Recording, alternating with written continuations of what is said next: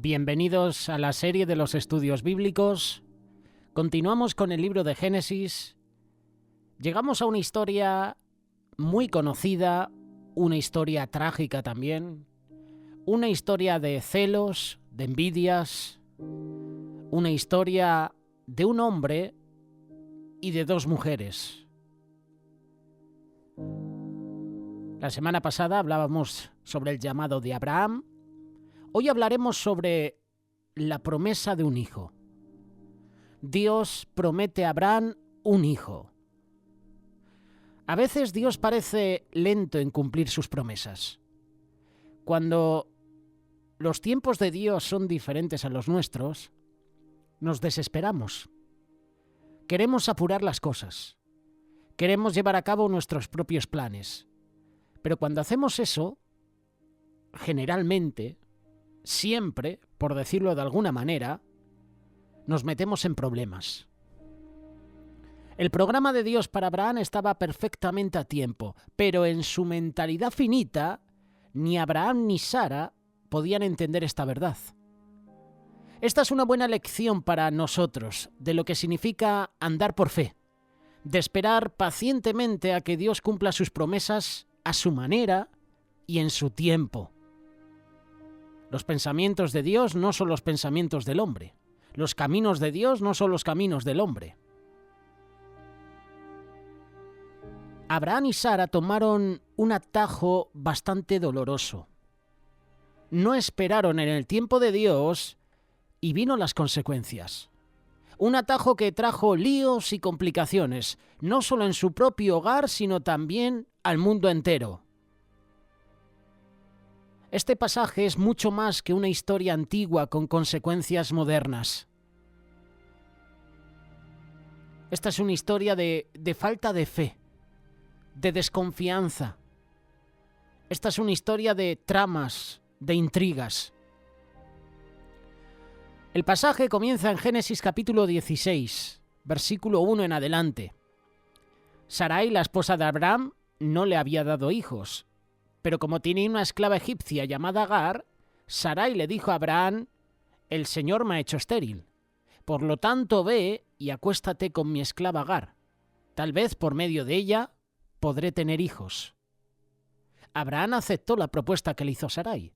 Entonces ella tomó a Agar, la esclava egipcia, y se la entregó a Abraham como mujer. Esto ocurrió cuando ya hacía 10 años que Abraham vivía en Canaán. El versículo 4 habla de que Abraham tuvo relaciones con Agar y ella concibió un hijo. Al darse cuenta Agar de que estaba embarazada, comenzó a mirar con desprecio a su dueña. Entonces Sarai le dijo a Abraham: «Tú tienes la culpa de mi afrenta. Yo puse a mi esclava en tus brazos y ahora que se ve embarazada me mira con desprecio. Que el Señor juzgue entre tú y yo». «Tu esclava está en tus manos», contestó Abraham. «Haz con ella lo que bien te parezca». Y de tal manera comenzó Sarai a maltratar a Agar que ésta huyó al desierto. Para ese entonces, Abraham ya tenía 85 años. Dios le había prometido a Abraham y a Sara darles un hijo, pero no les había dicho para cuándo. Abraham y Sara estaban en una etapa de espera. Y como todos sabemos, a nadie nos gusta esperar. Hebreos capítulo 6, verso 12 nos dice: «Sean imitadores de aquellos que por la fe y la paciencia heredan las promesas». Dios tiene un plan perfecto, tiene un itinerario perfecto para todo lo que Él quiere hacer. Cuando estamos dispuestos a esperar en el Señor, demuestras que estás viviendo por fe. Vivimos por fe, andamos por fe, no por vista.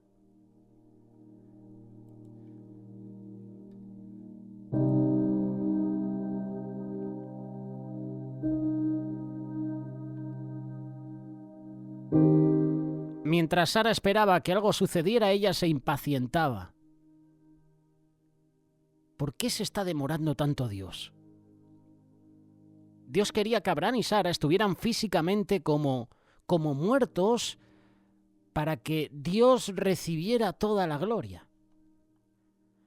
Sara ya tenía 76 años y nada, no llegaba el bebé. Sara era estéril. Desde el punto de vista de Sara, la flor de su juventud ya se había marchitado, el tiempo estaba pasando. Y no llegaba el tan deseado hijo. En las culturas antiguas, su esterilidad era considerada una tragedia. No tener hijos era una marca de fracaso, era algo deshonroso. Sara se estaba sintiendo humillada. Dios había nombrado a Abraham como padre del heredero prometido, pero no había identificado a la madre todavía. Obviamente tenía que ser la esposa de Abraham. Sara a lo mejor se hace la pregunta, ¿y si Dios tiene otros planes? Sara empieza a justificar o a razonar lo que Dios había dicho. Y esto es peligroso. La verdadera fe está basada en la palabra de Dios y no en la sabiduría del hombre. La falta de fe se manifiesta en impaciencia con la tardanza de Dios y aparece primero en Sara. Y luego como un cáncer comienza a carcomer el alma de Abraham. La sugerencia de Sara es una artimaña, es una trama humana para tratar de, entre comillas, ayudar a Dios. Muchas veces nosotros nos hemos asignado la posición de ayudantes de Dios. Le doy a Dios la oportunidad de obrar. Hasta le doy un plazo para hacerlo. Señor, si tú no lo haces en este lapso de tiempo, entonces tendré que hacer algo por mí mismo. Y aquí vemos a Sara. Mira, Abraham, ya no puedo más. Aquí no está pasando nada. A lo mejor Dios necesita ayuda. ¿Quién quiere servir a un Dios como ese? Yo estaría preocupado. ¿Qué tal problemón si Dios necesitara mi ayuda? Esto es tan contrario a la verdad. Yo soy la que necesita la ayuda de Dios. Él no necesita la mía. ¿Y Sara qué hace? Sara empieza a tramar, a maquinar, a urdir un plan.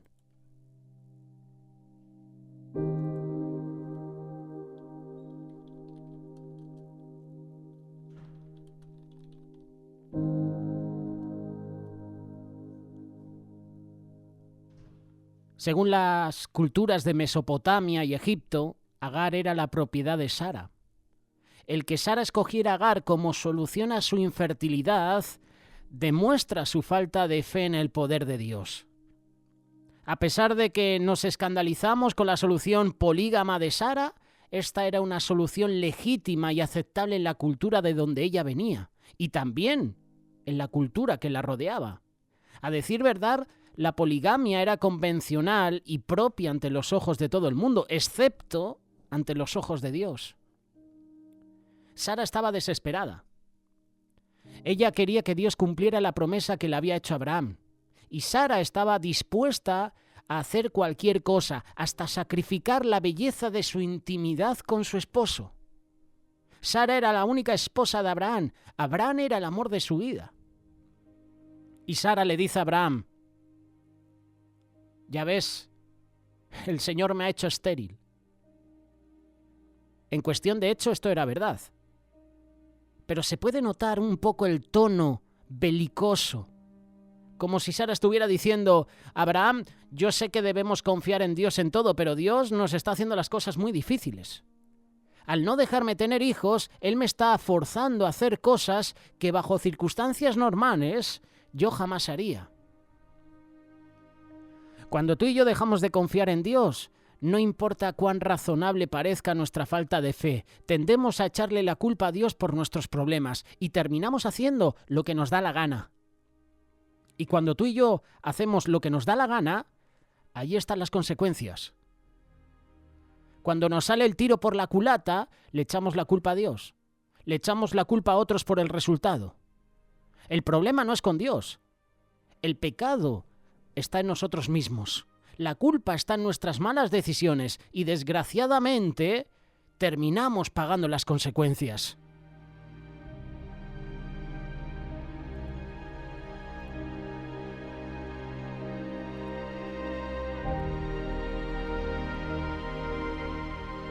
Abraham tuvo relaciones con Agar y ella concibió un hijo. Al darse cuenta Agar de que estaba embarazada, comenzó a mirar con desprecio a su dueña. Abraham tiene la culpa. Sara tiene la culpa. La única persona en todo este rollo que no tiene la culpa es Agar. Obviamente ella es pecadora, especialmente cuando comienza a despreciar a su señora, pero la situación en sí no es culpa de Agar. Y cuando Abraham y Sara decidieron llevar a cabo su plan, Agar no tiene derecho a decir absolutamente nada. Ella tiene que someterse, y Abraham y Sara terminan pagando el precio por su mala decisión. Aquí vemos a una mujer orgullosa de su embarazo, y como ella había tenido éxito donde Sara no lo había tenido, Agar comienza a desairar a su señora. Agar estaba encantada. Parecía un pavo real. Estaba feliz, gozando del momento. Estaba triunfando sobre Sara. Y Sara no estaba contenta. Aquí vemos cómo el rechazo, vemos cómo la ira, vemos cómo el dolor, los celos, la crueldad se intensifican. La vida se complica tremendamente y no hay resolución. Proverbios capítulo 11. Verso 2 dice, cuando viene la soberbia, viene también la deshonra, mas con los humildes está la sabiduría. Proverbios 29-23 dice, el altivo será humillado, pero el humilde será enaltecido. Dios odia la soberbia. La soberbia es el pecado número 1. La soberbia fue el pecado original. La soberbia trajo a Lucifer al mundo. La soberbia hizo que Lucifer se creyera Dios y Dios le desechó. Dios le expulsó de los cielos y ahora está en la tierra, intentando hacer que el cristiano peque, el cristiano no tenga una relación personal con Dios. Fue la soberbia que hizo que Adán y Eva cayeran. Ellos fueron echados del jardín. Es la soberbia la que nos mete en problemas muchas veces. Entonces Sarai le dice a Abraham, tú tienes la culpa de mi afrenta. Yo puse a mi esclava en tus brazos y ahora que se ve embarazada me mira con desprecio. Que el Señor juzgue entre tú y yo. ¿Qué palabras, verdad? ¿Qué palabras de Sara a su esposo? Abraham dice, tu esclava está en tus manos, haz con ella lo que bien te parezca. Y de tal manera comenzó Sarai a maltratar a Agar que ésta huyó al desierto. Este es el momento de fe que sale a relucir lo peor en Abraham y Sara. Abraham abandona cobardemente a sus obligaciones como esposo y entrega a Agar, una inocente víctima, a Sara. Por otro lado, Sara maltrata injustamente a Agar. ¿Sabes una cosa? Muchas veces nosotros somos insensibles. Y al ser insensibles, herimos a las personas. Hasta Agar hace algo malo, fuera de tenerse que someter sexualmente a Abraham. Ella termina huyendo de la crueldad de Sara. Tal vez Agar no era tan inocente después de todo. Sin embargo, ella era la que había sido tratada injustamente y no se merecía el problema que estaba pasando. Quizás Agar la hubiera pasado mejor si al enterarse de su embarazo no se hubiera portado como una necia, no se hubiera olvidado de cuál era su lugar. Aún así, no hay excusa para que Sara la maltrate. A pesar de que nos escandalizamos cuando vemos que Sara le ofrece a Agar a su marido como su sustituta, el comportamiento pasivo de Abraham es peor todavía. Era él el que había escuchado la voz de Dios. Abraham ni siquiera cuestiona la idea de Sara, no se queja, No protesta, más bien la Biblia dice en forma bien seca que Abraham aceptó la propuesta que le hizo Sara. Me recuerda la actitud de Abraham a la de Adán. Cuando Eva le ofrece comer del fruto, Adán acepta. Cuando Sara ofrece a Agar como su sustituta para que tenga un hijo, Abraham acepta. ¿Es este hombre cobarde y pasivo el mismo hombre que salió persiguiendo a los 4 reyes orientales por 20 millas y los atacó al norte de Damasco? Es él. Lo que pasa es que en esa época su fe rebosaba, su fe desbordaba. Ahora, en cambio, su fe se estaba desmoronando. Dejó de confiar en las promesas de Dios. Se impacientó.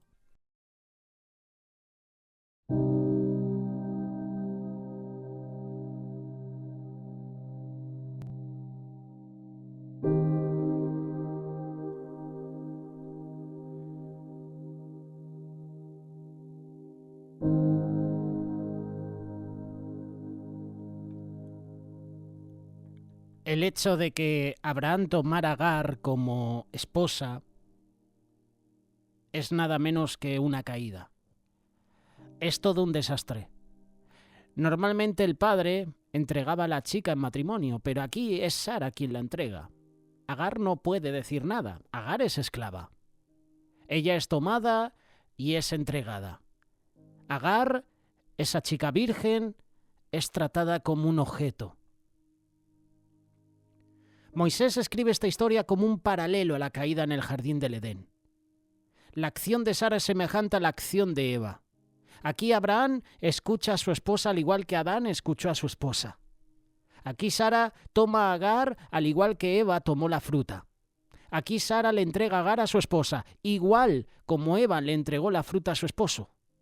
En ambos casos el hombre participa voluntariamente y a sabiendas. Y ahora sus vidas estaban en caída libre.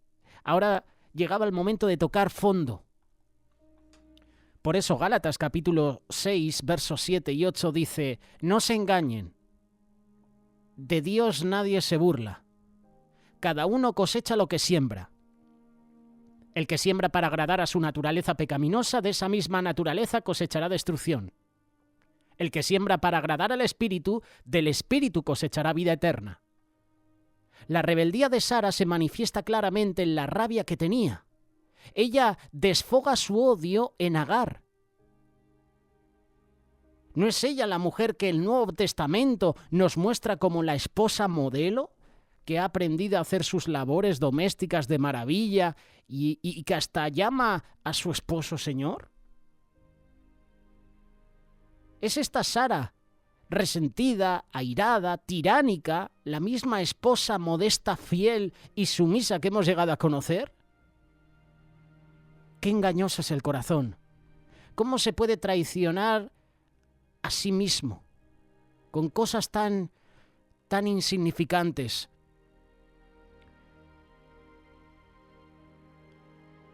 Su empleada se estaba dando aires. Agar la estaba mirando mal. Eso era todo. Y Sara se molesta y malogra el retrato que la Biblia estaba pintando de la esposa modelo. Cuando nos molestamos o nos irritamos, es lo que tenemos dentro, lo que sale. Si volteamos un fracaso de miel, es miel lo que sale, ¿verdad? Si se te cae el vaso al suelo y tenías alguna bebida, zumo de frutas o agua, el agua, ese zumo de frutas es lo que sale. Si volteas un frasco de vinagre, es vinagre lo que sale.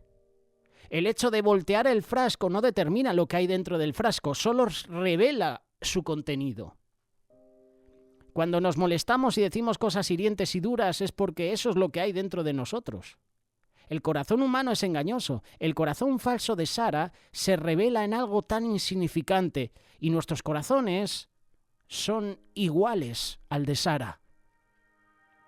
En Mateo capítulo 12, verso 34, Jesús dice: porque de la abundancia del corazón habla la boca. Cuando te das un encontrón con alguien, ¿qué es lo que sale? ¿Miel o vinagre? ¿Dulzura o amargura? ¿cómo puedes glorificar a Dios en tu conducta, en tu lenguaje? Dios nos da la respuesta en Efesios capítulo 4, verso 31 y 32. Abandona toda amargura, ira y enojo, gritos y calumnias y toda forma de malicia. ¿Qué debemos hacer en vez de eso? El versículo 32 nos dice, más bien sean bondadosos, compasivos unos con otros, perdónense mutuamente así como Dios los perdona a ustedes en Cristo. Es aquí donde Abraham debía haber sido el hombre. Él debía haber hablado con Sara, debía haberle dicho cuánto la amaba y que ella era la número 1. Él debía haber aceptado su responsabilidad y culpa en este asunto. Él debía de haber tratado a Agar con ternura y firmeza a la vez. Abraham debería haber buscado la sabiduría de Dios en oración, en arrepentimiento. Pero no. Él se rinde nuevamente a las costumbres sociales de Mesopotamia. Abraham abdica cobardemente toda responsabilidad por la situación o por la pobre Agar que acababa de convertirse en mujer. Lo que salta a la vista en esta historia es que no hay ningún personaje honorable en este grupo. Todos son unos desvergonzados. Abraham es el peor de todos. Pasivo, débil, no se preocupa por ninguna de las dos mujeres.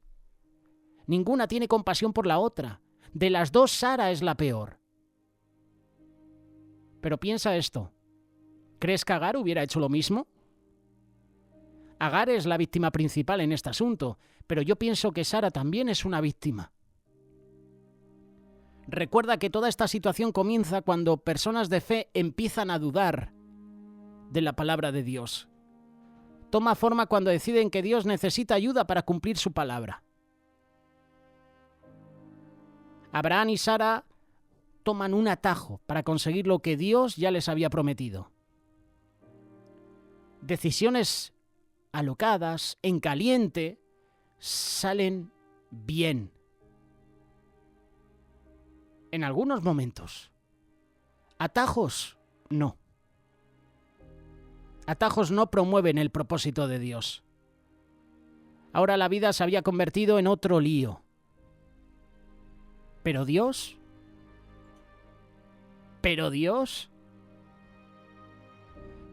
Mas cuando el pecado abundó, sobreabundó la gracia. Esto no quiere decir que Dios le hace la vista gorda al pecado o que la abundancia de pecado es la clave para recibir gracia abundante, no. Solo significa que la gracia de Dios es mucho mayor que el pecado del hombre y puede lograr lo mejor de Dios, aun cuando el hombre haga lo peor. El primer paso hacia la reconciliación con otros es reconciliarnos con Dios.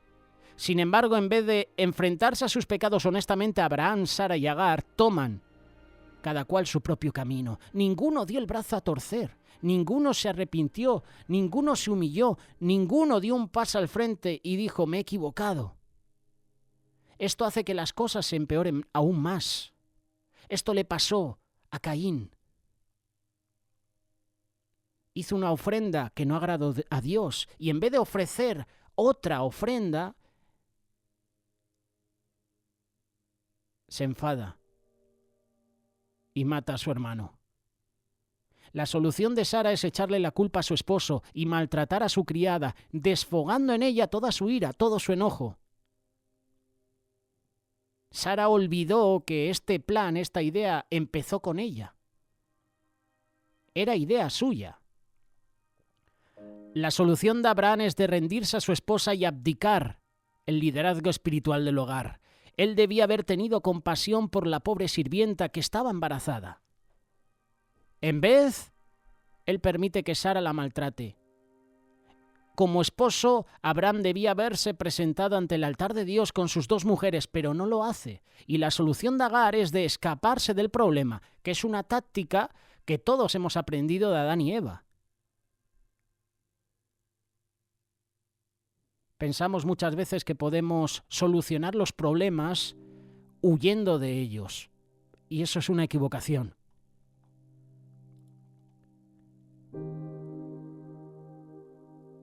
¿Qué sucede? Que Dios tiene que intervenir. Génesis capítulo 16, verso 7 en adelante. Allí, junto a un manantial que está en el camino a la región del sur, la encontró el ángel del Señor y le preguntó, Agar, esclava de Sarai, ¿de dónde vienes y a dónde vas? Agar responde, estoy huyendo de mi dueña Sarai. Me llama la atención que Dios la llama Agar. Es decir, que Dios conoce su nombre. Y Dios atestigua que ella es la empleada de Sara. Dios no solo sabe quién es ella, pero también a qué se dedica. Y Dios sabe exactamente quién eres tú. Él sabe cómo te llamas. Él sabe todo acerca de ti. El versículo 9 dice, vuelve junto a ella y sométete a su autoridad, le dijo el ángel. De tal manera multiplicaré tu descendencia que no se podrá contar. Estás embarazada y darás a luz un hijo y le pondrás por nombre Ismael, porque el Señor ha escuchado tu aflicción. Será un hombre indómito como asno salvaje. Luchará contra todos y todos lucharán contra él y vivirá en conflicto con todos sus hermanos. Recuerda que de Ismael vienen todos los enemigos de Israel. Esta es la primera vez que la frase «el ángel del Señor» aparece en la palabra de Dios. La palabra traducida ángel significa mensajero, y a través de las Escrituras vemos que los ángeles nunca aceptaban adoración. Pero como el ángel del Señor sí recibe adoración, aquí sabemos que no es un ángel cualquiera, es el ángel del Señor. No es nada menos que nuestro Señor Jesucristo preencarnado, lo que los teólogos llaman teofanía, o para ser más específicos, cristofanía. Lo que me llama la atención es que Jesús actúa así. Cuán típico de Jesús, de aparecerse no a un hombre, sino a una mujer. De aparecerse no al que está buscando la fe, sino a la que está corriéndose de la familia de la fe. Con razón, la palabra de Dios, el Salmo 23, nos dice que Jesús es el buen pastor, quien deja las 99 ovejas para encontrar a la oveja que estaba perdida. Si tienes hoy una gran necesidad, si te sientes que has fallado, o peor aún, si piensas que eres la peor persona en este lugar, Jesucristo está muy interesado en ti hoy. Lo más lógico sería que Jesús se quedara con las 99, pero ese no es el corazón de nuestro pastor. Él va tras la una, Él va tras Agar, Él va detrás de ti. Él va tras tuyo, tras mío. Hasta este momento, todo lo que Agar había experimentado eran problemas inmerecidos, y ahora un encuentro inesperado con Dios. Y Dios le quiere dar una bendición totalmente inesperada. Pero antes de que Agar pudiera recibir esta bendición, ella tenía que regresar al camino de bendición, y esto no lo podía hacer corriéndose del lugar donde Dios la había puesto. Si tú ya has tomado una vuelta equivocada en la dirección de tu vida, como muchas veces hacemos, lo que tienes que hacer es regresar al punto donde hiciste mal y volver a comenzar. Cualquier otra cosa solo te va a alejar más y más de Dios. Dios le promete a Agar que su hijo Ismael sería el padre de una gran nación. El nombre Ismael significa Dios oye. Al darle ese nombre al hijo de Agar, Dios le estaba diciendo que él escucha el lamento del afligido. Y como Agar fue escuchada, ella sin duda alguna pudo entender la importancia del nombre de su hijo. Entonces, la sumisión sucede. Génesis capítulo 16, verso 13. Como el Señor le había hablado, Agar le puso por nombre el Dios que me ve, pues se decía, ahora he visto al que me ve. Por eso también el pozo que está entre Cades y Bered se conoce con el nombre de Pozo del Viviente que me ve. Agar le dio a Abraham un hijo, a quien Abraham llamó Ismael. Abraham tenía 86 años cuando nació Ismael. No existe un lugar tan desolado en que no puedas encontrar a Dios. Cuando Agar huye al desierto, ella se sentía totalmente sola, desamparada. Pero Agar se encuentra con Jesús en ese lugar desolado. A través de su encuentro con Dios, ella cobra fuerzas para regresar con su ama, con su patrona. En medio de sus dificultades, Agar se da cuenta que el Dios que te ve estaba velando por ella y que Él tenía un plan para bendecirla y bendecir a su hijo. Dios tiene un plan para ti. Un plan que es mucho más grande de lo que puedas imaginarte. Un plan que te dará propósito. Un plan que te dará paz. Un plan que te dará gozo. Un plan que te dará esperanza.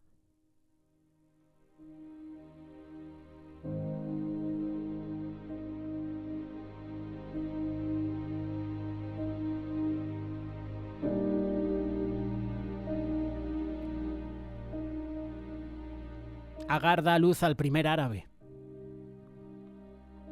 Los árabes se convertirían en una de las naciones más feroces y hostiles. Se convertirían en un aguijón contra el pueblo de Dios, como está pasando hoy en la actualidad. ¿Qué se iban a imaginar Abraham y Sara? Que ese atajo que tomaron comenzaría un conflicto que duraría milenios y que cantidades de sangres serían derramadas. El conflicto sigue hoy en día. El Dios que te ve le enseña a esta sierva Agar una lección que ella nunca olvidaría. Ella aprende lo que mucha gente de hoy todavía no aprende, que uno puede correrse del Señor. Que uno no puede correrse del Señor, cuyos ojos están en todas partes, viendo lo bueno y lo malo. ¿Te das cuenta que Dios te ve en todo momento? Él te ve tal como eres, Él ve de dónde vienes y a dónde vas, Él ve lo que haces, Él lo ve todo. Sabe lo que estás pensando ahora mismo. Él nos conoce. ¿Te sientes solo? ¿Te sientes sola? ¿Estás dolido? ¿Estás dolida? El Dios que te ve ha estado contigo todo este tiempo y estará contigo en el futuro. En cada aspecto de tu vida, el Dios que te ve está contigo.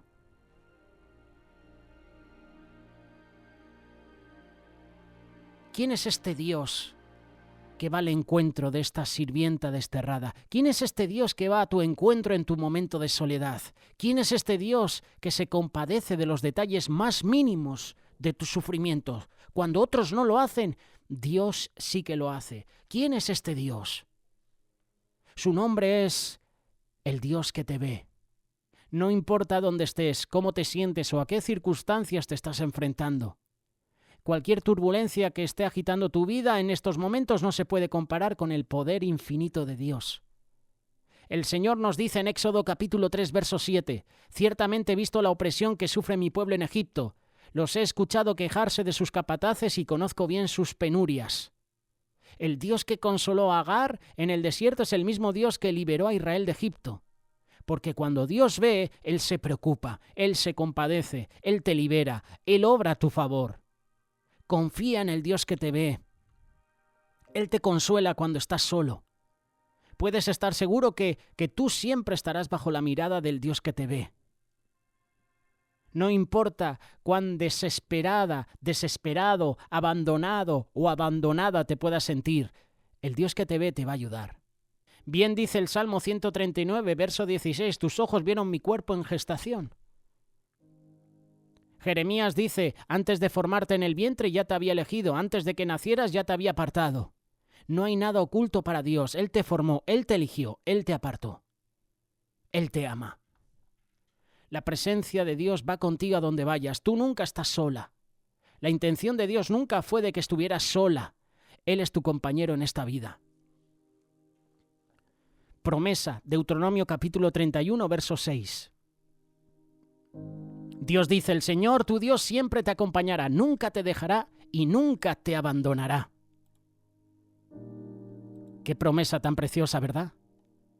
Él siempre estará con nosotros, siempre, en todo momento.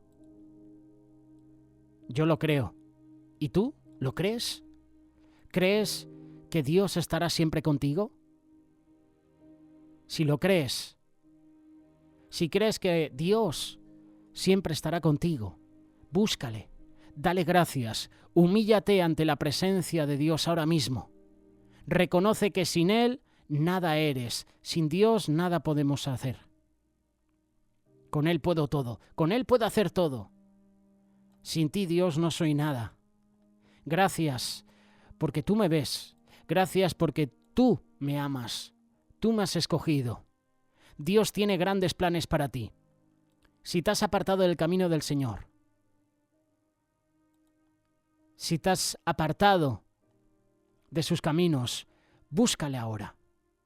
Búscale. Vuélvete a Él, humíllate ante Dios y Él te ensalzará. Hazlo ahora. Ahora es el momento.